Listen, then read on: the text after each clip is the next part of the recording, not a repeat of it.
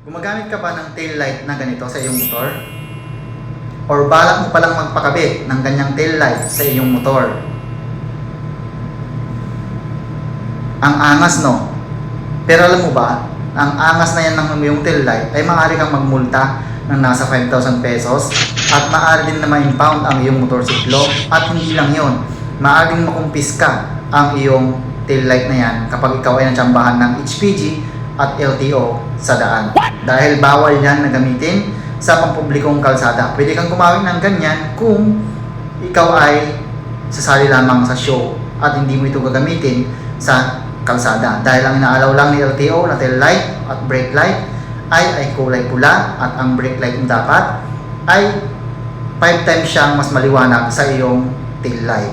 Kung ikaw ay nagbi-blink ang iyong tail light, sobrang gumagalaw, tapos may stop na kayo, parang word na stop, ang angas nga naman kasi, pero yan ay bawal po. Wag na wag kang gagamit yan kung ayaw mong mamulta at ma-impound ang iyong motorsiklo.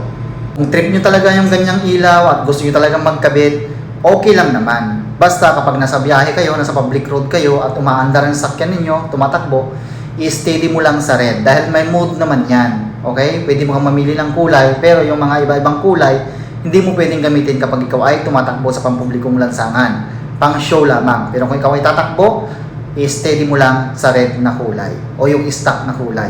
Sharing is caring!